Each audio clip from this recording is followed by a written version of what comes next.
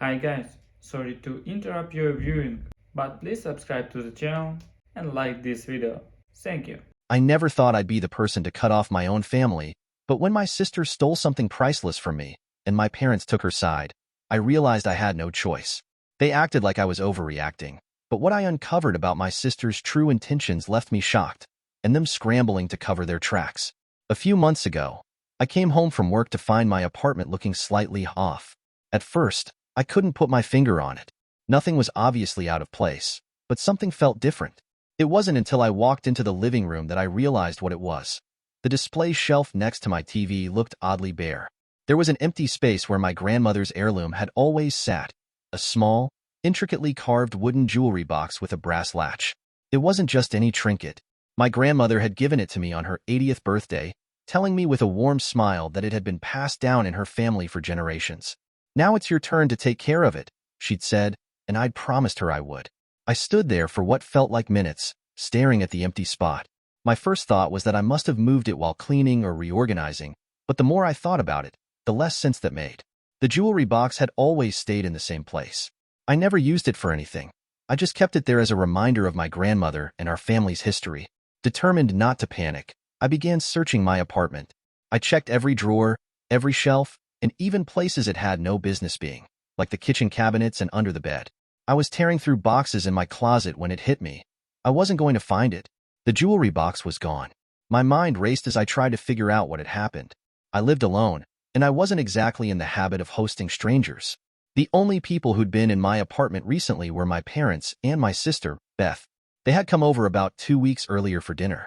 It had been a casual evening, pizza, wine, and stories about our childhood, but nothing that stood out as unusual.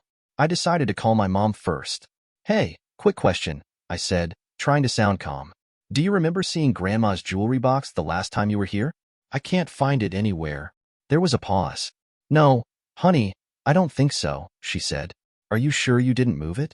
Maybe you put it somewhere safe and forgot?" That was the thing.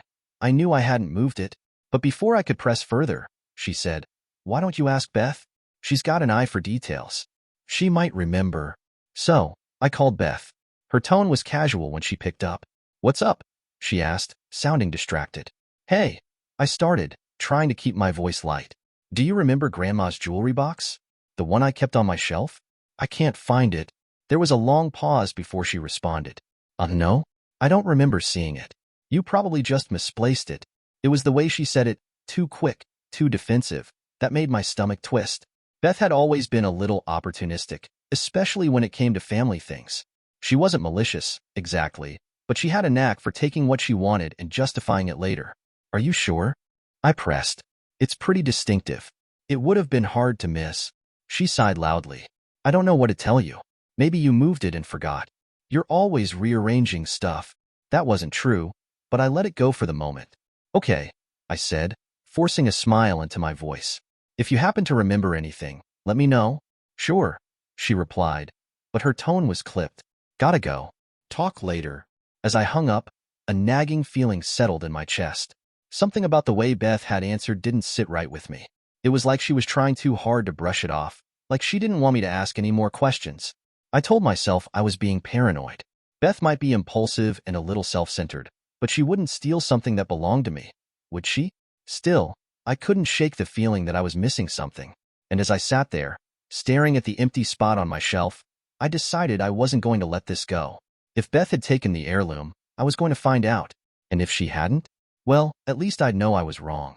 But deep down, I already knew the truth. Something was off, and I wasn't going to stop until I got to the bottom of it. It was a normal Saturday morning when I stumbled across the answer I'd been dreading. I was scrolling through Instagram, mindlessly double-tapping on photos of brunches and weekend getaways, when a post from Beth popped up on my feed. It was a picture of her newly decorated apartment. The caption read, "Finally finished sprucing up the place. Love how cozy it feels now." At first, I wasn't paying much attention, but then something caught my eye. Sitting on the shelf in the background of the photo was my grandmother's jewelry box. The distinct carvings, the brass latch. It was unmistakable.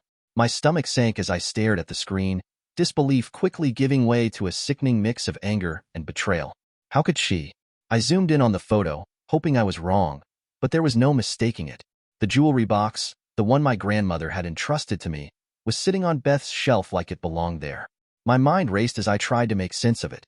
She had outright lied to me, brushing off my questions while the heirloom sat in her apartment the whole time. I didn't wait. I grabbed my phone and called her immediately, pacing my living room as the phone rang. "Hey," she answered cheerfully, completely oblivious to the storm brewing on my end. "Beth," I said, struggling to keep my voice steady. "I saw your Instagram post." There was a pause, and then she laughed lightly. "Oh, do you like it? I've been working on the place for weeks." "I'm talking about the jewelry box," I said, cutting straight to the point. "Grandma's jewelry box. The one that's sitting on your shelf." Her tone changed instantly. "Oh, that? Yeah, I borrowed it," she said, as if she were talking about a sweater or a book. "I figured you wouldn't mind." "Wouldn't mind?" I repeated, incredulous. "Beth, you didn't ask me. You just took it." "It's not like I stole it," she said defensively. "It's a family heirloom, so technically, it belongs to all of us. I thought it would look nice in my apartment for a while." "You're overreacting." "Overreacting?" The nerve of her response made my blood boil. "It doesn't belong to all of us," I said, my voice rising despite my efforts to stay calm. "Grandma gave it to me specifically. You had no right to take it." Beth sighed like she was the one being inconvenienced. "Oh, come on. It's just sitting there at your place. It's not like you were using it for anything." "That's not the point, Beth," I snapped. "It's about respect. You knew how important that was to me, and you took it without asking." She groaned. "Why are you making such a big deal out of this? It's just a box." "It's not just a box," I said through clenched teeth. "It's a family heirloom. It has sentimental value. Bring it back, Beth. Now." Her casual tone disappeared, replaced by irritation. "I'm not driving all the way over there to return it," she said. "If you want it back so badly, come and get it." I was furious. Not only had she taken something precious to me without permission, but now she was acting like I was the unreasonable one for wanting it back. "You're unbelievable," I said. "Fine, I'll come get it. But this isn't over, Beth." "Whatever," she said, dismissive as ever. "Let me know when you're coming so I can be home." I hung up, my hands shaking with anger. This wasn't just about the jewelry box anymore. It was about the sheer audacity of her actions, the entitlement that made her think she could take whatever she wanted without consequences. As I sat down to collect my thoughts, another wave of frustration hit me. Beth wasn't just treating this like a minor misunderstanding. She was doubling down, acting like I was the one being unreasonable. And what's worse, I had a sinking feeling my parents would take her side, as they always seemed to do. But no matter what, I wasn't going to let her get away with this. The jewelry box was mine, and I was going to make sure she understood that, even if it meant going to war with my own family. After my phone call with Beth, I felt a knot of frustration tightening in my chest. It wasn't just about getting the jewelry box back anymore. It was about making sure Beth understood how deeply she had crossed the line. But even as I stewed over her dismissive attitude, I had one small hope left: my parents. They knew how much the heirloom meant to me, how my grandmother had specifically entrusted it to me during a quiet, emotional moment. Surely, they would understand. Surely, they would agree that Beth had no right to take it without asking. I called my mom first. Her tone was warm and light when she answered, but as soon as I mentioned the jewelry box, she shifted into "let's keep the peace" mode. "Mom," I said firmly, "I need to talk to you about Beth." She took Grandma's jewelry box from my apartment. There was a pause, then a faint sigh. "Oh, honey," she said, her voice soothing in the way it always was when she wanted to avoid conflict. "I'm sure Beth didn't mean any harm. She probably just wanted to borrow it for a little while." "Borrow it?" I repeated, incredulous. "She didn't ask me, Mom. She just took it." "That's not borrowing. That's stealing." "Now, let's not use such harsh words," she said, her tone scolding. "It's a family heirloom, after all. She must have thought it was okay since it's part of the family." "Part of the family?" I snapped. "Grandma gave it to me. Specifically. She told me it was mine to keep or pass down. It's not some communal item that Beth can just grab whenever she feels like it." My mom sighed again, the kind of sigh that let me know she thought I was making a mountain out of a molehill. "I understand you're upset," she said, "but can't you just share it with her? Beth's probably just enjoying it for a while. There's no need to make this a big deal." Her words hit me like a slap. "Share it?" I said, my voice rising. "Mom, this isn't about sharing. This is about respect." She went into my apartment, took something that wasn't hers, and lied about it when I asked her. "How is that okay?" Before my mom could respond, I heard my dad's voice in the background. "What's going on?" he asked, clearly picking up on the tension. "She's upset about the jewelry box," my mom said, as if that explained everything. I heard my dad take the phone. "Hey, kiddo," he said in his usual calm, measured tone. "What's all this about?" I explained the situation again, my frustration building with every word.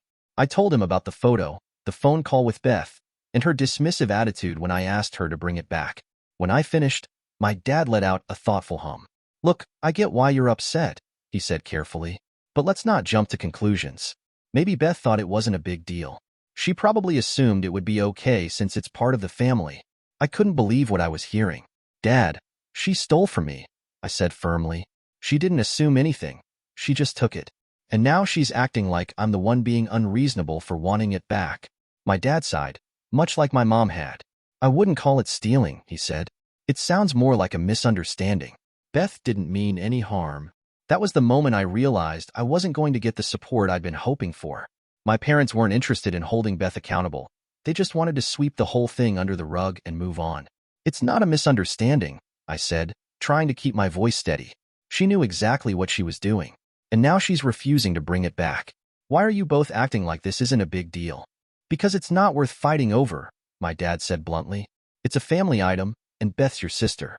This isn't something to ruin your relationship over." "Ruin our relationship?" I repeated, stunned.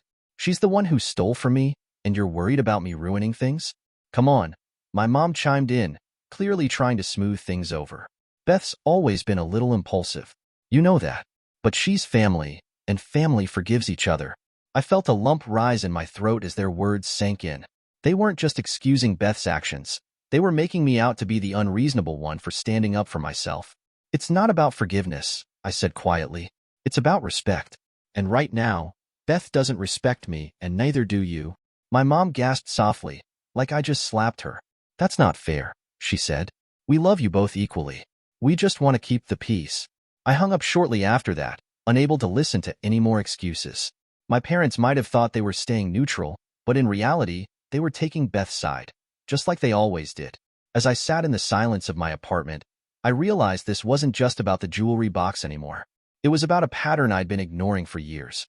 Beth could do no wrong, and I was always expected to be the bigger person. But this time, I wasn't sure I could be. I couldn't take it anymore. The excuses, the deflection, my parents brushing everything under the rug. It was eating away at me.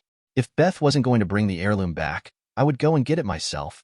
I showed up at her apartment unannounced one evening after work. My heart was pounding as I knocked on her door, but I was determined not to let her dismiss me this time. When she opened the door, she looked surprised to see me, but she quickly plastered on a casual smile. "Hey," she said breezily. "What's up?"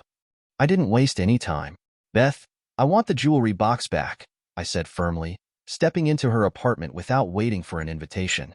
She blinked, clearly taken aback by my tone. "The jewelry box? Oh, I don't even know where it is right now," she said, her voice dripping with feigned innocence. I scanned the room, my eyes landing on the shelf where the heirloom sat in plain sight. "It's right there," I said, pointing at it. "On your shelf." Beth hesitated for a split second, then let out a nervous laugh. "Oh, that. I forgot I put it there." "Forgot," I repeated, my anger bubbling to the surface. "Beth, you took it from my apartment without asking. And now you're acting like it's no big deal?" She shrugged, leaning against the doorframe. "I just thought it looked better here. And honestly, you're so uptight about it. I figured you wouldn't even notice." Her words felt like a slap in the face. "Wouldn't notice?" I snapped, my voice rising. "It's not yours, Beth. Grandma gave it to me, and you had no right to take it." Beth rolled her eyes, her posture oozing with indifference. "You're being ridiculous. It's just a thing. You need to calm down." "Calm down," I said, my hands trembling with anger. "This isn't just a thing. It's an heirloom. It has meaning. It's not some random piece of decor for you to grab because you think it looks nice in your apartment." She crossed her arms, clearly annoyed. "God, you're so dramatic. It's not like I sold it or anything. It's still in the family. That doesn't make it okay." I shot back. "If you wanted it, you should have asked. But instead, you snuck into my apartment and took it without saying a word. That's theft, Beth." Her face darkened at the word, theft. "It's not theft," she said sharply. It's family property, and last time I checked, I'm part of the family too. I stared at her, dumbfounded. You're unbelievable, I said finally. Grandma gave it to me because she trusted me to take care of it. This isn't about who's in the family. It's about respect, something you clearly don't have for me. Beth shrugged again, clearly done with the conversation. Look, if it means that much to you, just take it and go. But honestly, I think you're blowing this way out of proportion. I stepped over to the shelf and grabbed the jewelry box, cradling it in my hands as a wave of relief washed over me. But the anger lingered. Blowing it out of proportion? I said, turning to face her. You lied to me, Beth.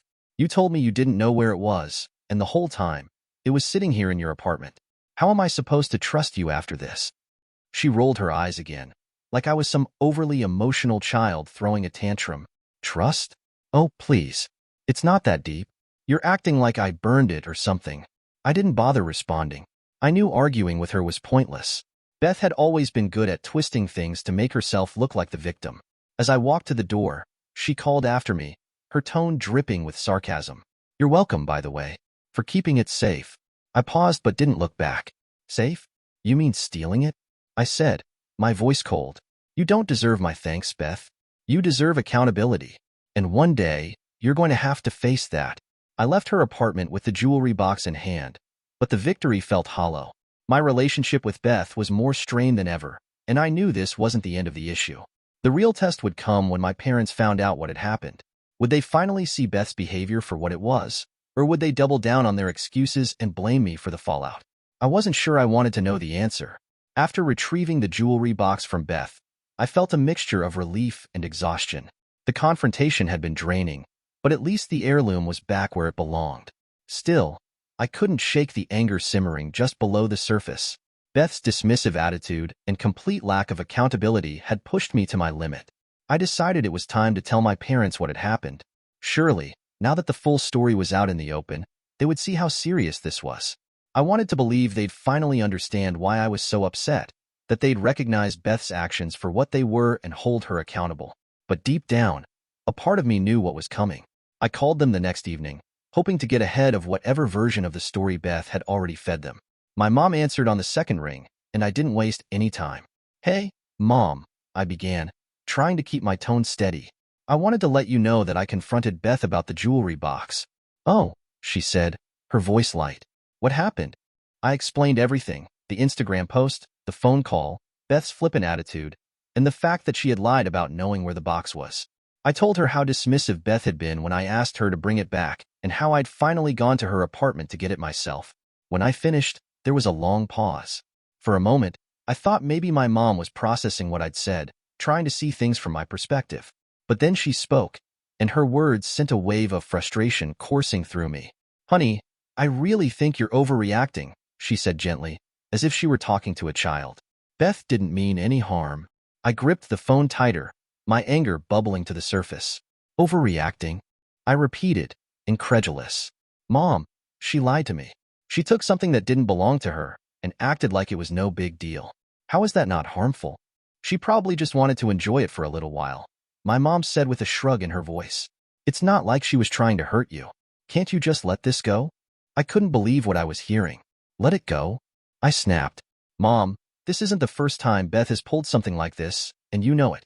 She's always taking what she wants and expecting everyone else to deal with the fallout. Why do you keep making excuses for her? I'm not making excuses, my mom said defensively, but she's your sister, and families share things.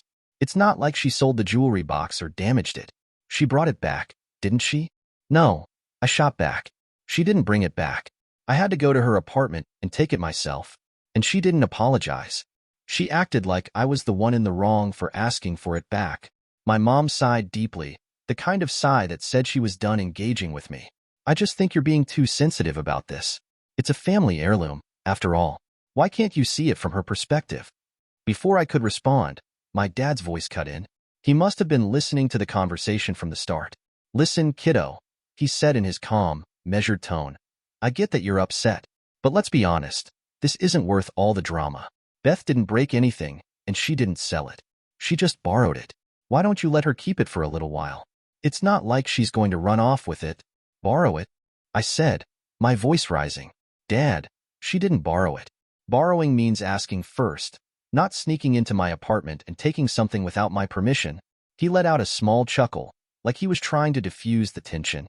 Come on, it's not like she broke into your place. You left the door open for family, right? That's what family does. We share and trust each other. His casual dismissal felt like a slap in the face. So, it's my fault for trusting her? I asked, my voice shaking. For assuming she wouldn't take something that means so much to me? No one's saying it's your fault, he said, his tone turning slightly exasperated. But you're blowing this way out of proportion. Beth's your sister, and you've always been the responsible one. Can't you just let this slide for the sake of the family? Their excuses felt like betrayal after betrayal, each one cutting deeper than the last. It wasn't just about the jewelry box anymore. It was about the fact that they were defending Beth at my expense. Why is it always on me to let things slide? I demanded. Why do you never hold Beth accountable for anything? You keep saying she didn't mean any harm, but what about me? What about how her actions affect me? There was a long silence on the other end of the line, and for a moment, I thought maybe they were finally starting to understand. But then my mom spoke again, her voice soft but firm. We just don't think this is worth breaking up the family over, she said. You're both adults now, and it's time to move past this. Her words echoed in my head long after the call ended. They didn't see it, or they didn't want to. To them, Beth's feelings mattered more than my boundaries, my belongings, or my trust. I sat in the quiet of my apartment, staring at the jewelry box on the shelf. It felt like a hollow victory. I'd gotten it back, but at what cost? My parents had made it clear where their loyalties lay, and it wasn't with me.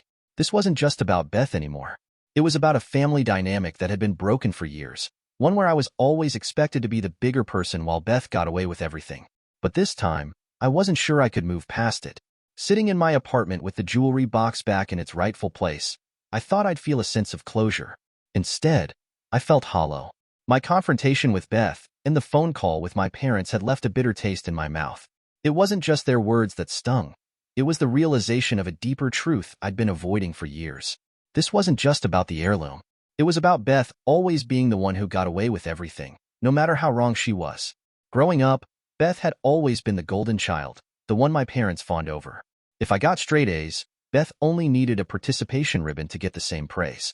If I worked hard to earn something, Beth only had to ask or demand, and she'd get it handed to her. I used to chalk it up to normal sibling dynamics, but this incident made me see things differently.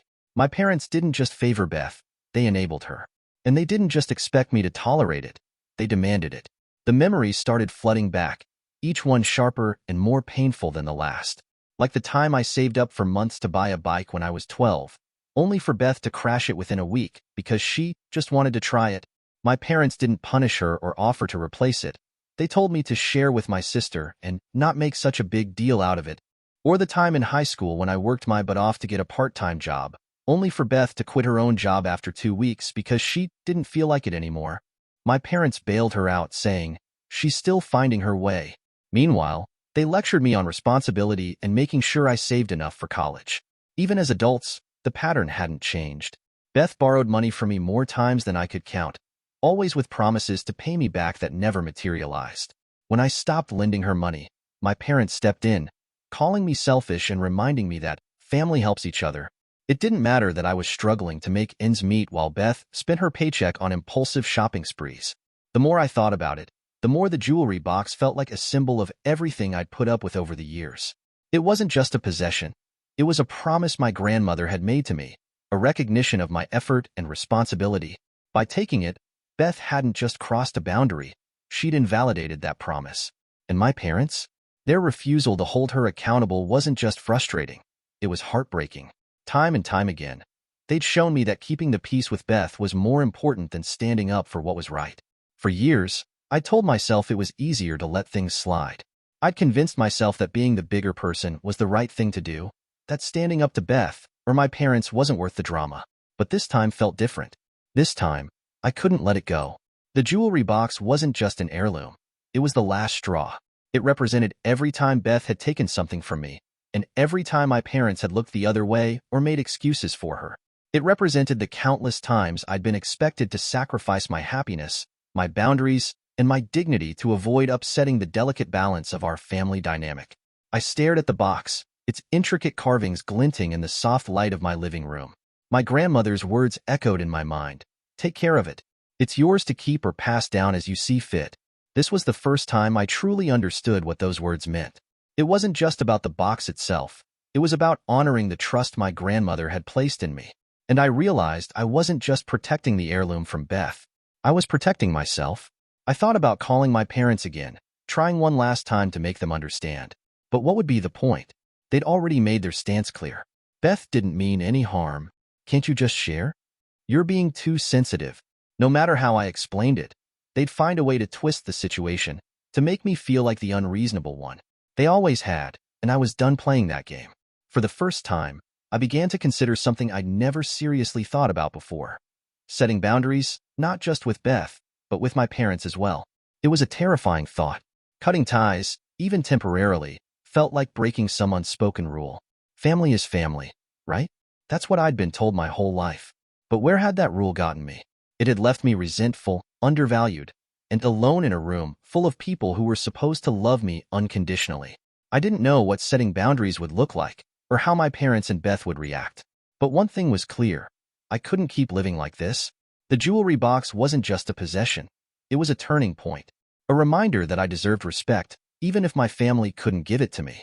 And for the first time, I started to believe that maybe walking away wasn't selfish, it was necessary. After years of brushing off Beth's behavior and my parents' enabling, I knew I had reached a breaking point. The jewelry box incident wasn't just a theft. It was the final thread in a fabric of disrespect that had been unraveling for years. I had the heirloom back now, but the damage was already done. I decided to have one last conversation with my parents, hoping against hope that I could make them see how serious this was. It wasn't just about the jewelry box anymore. It was about the pattern, the imbalance, and the constant expectation that I had to be the bigger person while Beth faced no consequences. I called them and asked to meet in person. We need to talk, I said simply, and they agreed. We met at their house the next evening, sitting in the living room where so many family discussions had happened before. But this time, the air felt heavy, charged with all the unspoken resentment that had been building for years. I didn't waste any time. I need you both to understand something, I began, my voice steady but firm. What Beth did with the jewelry box wasn't just wrong. It was the last straw. I can't keep putting up with this dynamic anymore. My mom frowned, her hands folded tightly in her lap. Honey, we know you're upset, but you can't let one little misunderstanding tear the family apart. It's not one little misunderstanding, I said, my frustration bubbling to the surface. This has been going on for years. Beth takes what she wants, and you two excuse it every time. Meanwhile, I'm expected to keep quiet and let it go. Do you have any idea how exhausting that is? My dad sighed, leaning back in his chair. You're blowing this out of proportion, he said, his tone calm but dismissive. Beth didn't sell the jewelry box or destroy it. She just borrowed it. Why are you making this such a big deal? Borrowed it? I repeated, my voice rising. She didn't borrow it. She stole it. She lied to me when I asked her about it, and only gave it back because I went to her apartment to get it myself. And instead of holding her accountable, you're both telling me to let it go. My mom reached for my hand, her expression soft and pleading. Sweetheart, you're not really going to throw away your family over this, are you? I pulled my hand away, shaking my head. I'm not throwing anyone away, I said, but I'm not going to keep letting Beth walk all over me while you two stand by and let it happen. This isn't just about the jewelry box. It's about respect. And right now, I don't feel like anyone in this family respects me. My dad's voice was firm as he tried to mediate. We all love you, and we love Beth too. But families have conflicts. You don't just cut people off because of one bad moment. It's not one bad moment, I said, my voice breaking slightly. It's years of bad moments. And you've never done anything to stop it. You've always taken Beth's side, no matter how wrong she was. How am I supposed to keep being part of this family when I'm constantly treated like my feelings don't matter? The silence that followed was deafening. My parents exchanged glances, but neither of them had an answer. Finally, my mom spoke, her voice trembling. We just want everyone to get along, she said. We want the family to stay together. Can't you see that? I see it, I said quietly. But what you're really saying is that you want me to keep sacrificing my boundaries so that Beth doesn't have to face the consequences of her actions. That's not family. It's enabling. When it became clear they weren't going to budge, I made my decision. If Beth doesn't return the jewelry box, I'm done, I said firmly. I can't keep doing this. My mom looked stricken, but my dad's expression hardened. You can't just walk away from your family, he said. That's not how this works. Watch me, I said, standing up. The next few days were a whirlwind of guilt trips and phone calls. My mom left voicemail after voicemail, her tone shifting between pleading and scolding. I can't believe you're doing this, she said in one message. You're tearing this family apart. Even Beth reached out, though not to apologize. You're being so dramatic, she said in a text. It's just a stupid box. Get over it. But I didn't respond. I'd made my decision, and I wasn't going to let them talk me out of it. For the first time, I was standing up for myself, and it felt both terrifying and liberating. Cutting contact wasn't easy. There were nights when I lay awake, wondering if I was making a mistake. I missed the good moments with my family, the times when things felt normal and loving. But every time I thought about going back, I reminded myself of all the times they had let me down. This wasn't just about Beth or the jewelry box. It was about reclaiming my sense of self-worth and refusing to let anyone, family or not, treat me with disrespect. The fallout was painful, but it was also necessary. I wasn't throwing my family away. I was choosing myself for the first time, and that was a choice I wasn't willing to compromise on anymore. Cutting contact with my family wasn't an easy decision, but it felt like the only option I had left. For the first time in my life, I was standing up for myself in a way that couldn't be ignored or brushed off. I knew it would cause waves, but I wasn't prepared for the tidal wave of guilt trips that came crashing down on me almost immediately. The first voicemail from my mom came the day after I stopped answering her calls. Sweetheart, she began, her tone soft and pleading. I know you're upset, but this isn't how we fix things. Families talk things out. Please, just call me back so we can figure this out together. I didn't respond. The next voicemail was less gentle. I can't believe you're letting this come between us, she said, her voice trembling with emotion. You're tearing this family apart over something so small. Do you really want to throw away everything we've built as a family for this? That word, small, ignited something in me. The heirloom wasn't small. The betrayal wasn't small. The years of being dismissed, ignored, and taken for granted weren't small. But to my parents, anything that challenged their narrative of a perfect family always seemed to shrink in importance. The messages from my dad were different, but equally infuriating. He favored long, carefully worded texts that made it clear he was trying to be the voice of reason. You know we all love you, one text read, but families don't let disagreements tear them apart. Beth made a mistake, and you're blowing it way out of proportion. By refusing to let this go, you're not just hurting her, you're hurting all of us. Is that what you want? The emotional manipulation was subtle, but unmistakable. My dad had always been the diplomat, the one who tried to smooth over conflict with carefully chosen words. But his texts, like my mom's voicemails, carried the same underlying message. I was the problem for standing my ground. Beth, unsurprisingly, didn't bother with subtlety. You're seriously being ridiculous about this, she wrote in one text. It's just a stupid box. Grow up. Her audacity would have been laughable if it weren't so infuriating. The very person who had caused all this turmoil had the nerve to act like I was the one out of line. She didn't apologize or even acknowledge what she'd done. Instead, she doubled down on her entitlement, trying to make me feel like I was overreacting. For weeks, the messages kept coming, each one another attempt to wear me down. My mom's voicemails became increasingly desperate. I just want my family back, she said in one message, her voice breaking. Why are you doing this to us? Don't you miss us? Don't you miss me? My dad leaned heavily on logic, sending text after text about how families were meant to stick together through thick and thin.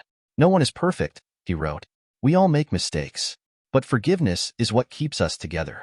Don't let one misunderstanding ruin everything. Beth, on the other hand, seemed to relish every opportunity to poke at me. You're acting like such a victim, she wrote in another message. Get over yourself. This isn't the end of the world. Every message, every voicemail, was like a small knife twisting in my chest. There were moments when I almost gave in, when the guilt and the loneliness felt too heavy to bear. But every time I doubted myself, I thought about all the times Beth had taken advantage of me. I thought about the bike she ruined, the money she never paid back, the countless moments when she crossed boundaries without a second thought. And I thought about my parents, who had looked the other way every single time. This wasn't just about the jewelry box. It wasn't even just about Beth. It was about a toxic dynamic that had been allowed to fester for years, one that had left me feeling undervalued and unheard. The guilt trips were hard to endure, but they also reinforced why I needed to stand firm. My family wasn't trying to repair the damage. They were trying to sweep it under the rug. They wanted me to fall back in line, to play my role as the reasonable one who always smoothed things over. But I wasn't that person anymore. By refusing to engage with their guilt tactics, I was breaking a cycle that had kept me trapped for far too long. I wasn't just standing up to Beth, I was standing up for myself. And for the first time in my life, I felt like I was truly choosing me. It wasn't easy, and it wasn't without pain. But deep down, I knew it was necessary. The first few months of cutting contact with my family were some of the most difficult I'd ever experienced. The guilt trips, the endless voicemails, and the texts that piled up day after day, it all felt like a test of my resolve. But eventually, the calls started to slow down. My parents seemed to realize I wasn't going to budge, and even Beth stopped her relentless attempts to needle me back into submission. At first, the silence felt eerie, like the calm before a storm.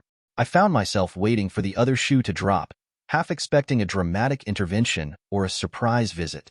But as the weeks stretched into months, I started to feel something I hadn't experienced in a long time: peace. For the first time, I wasn't walking on eggshells, bracing for the next boundary violation or the next round of emotional manipulation.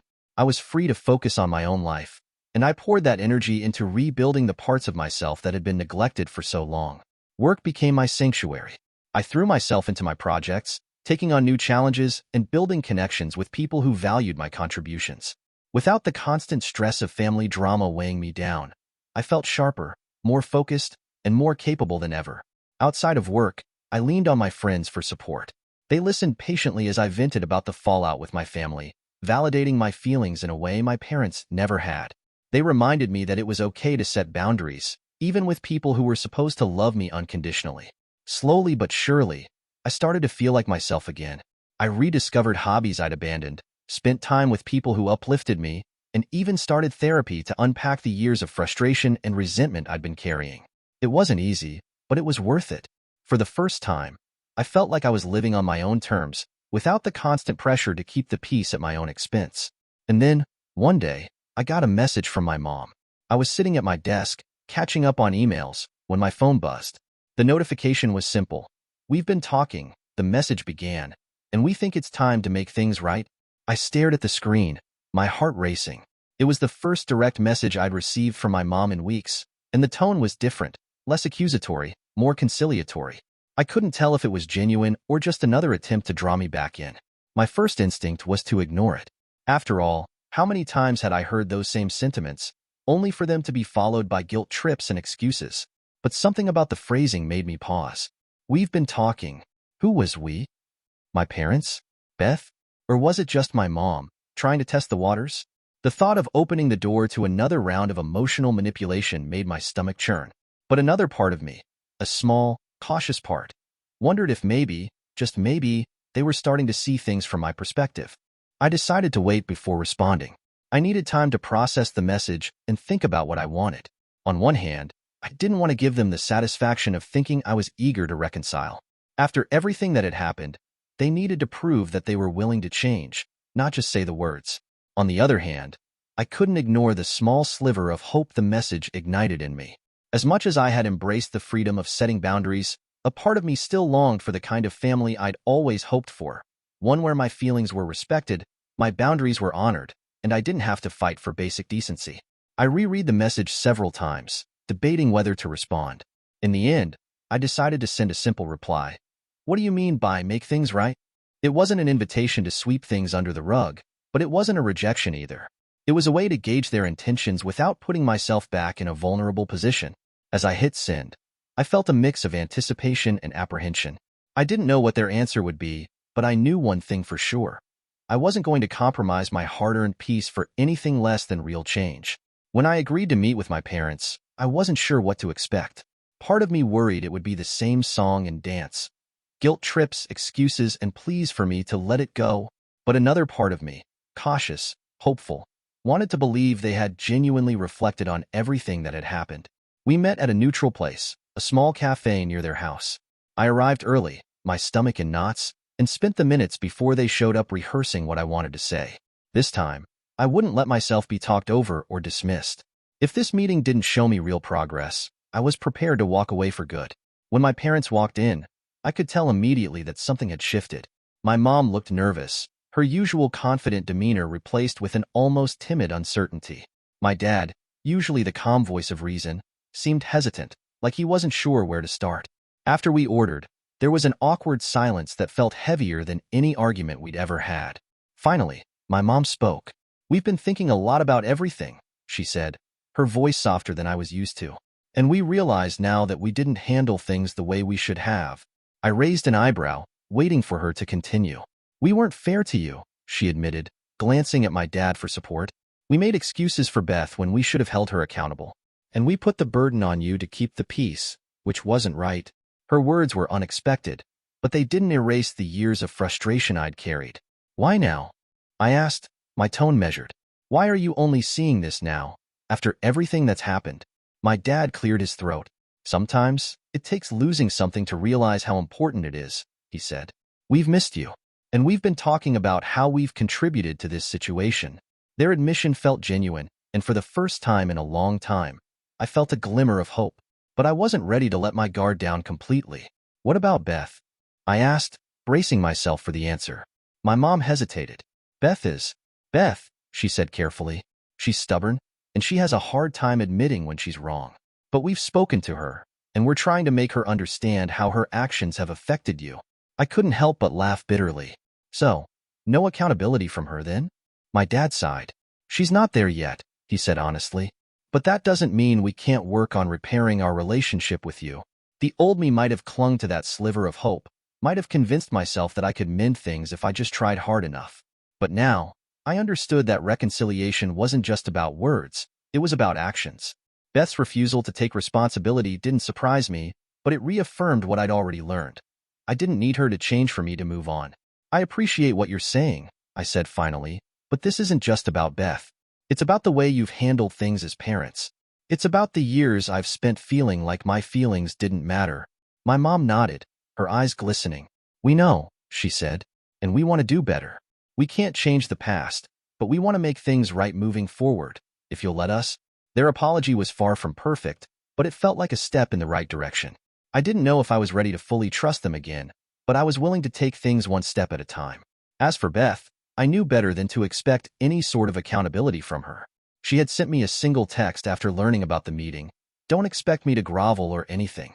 This whole thing is ridiculous, and I'm done wasting energy on it."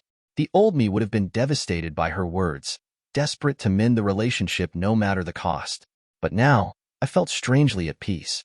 I didn't need Beth's validation or apology to move forward.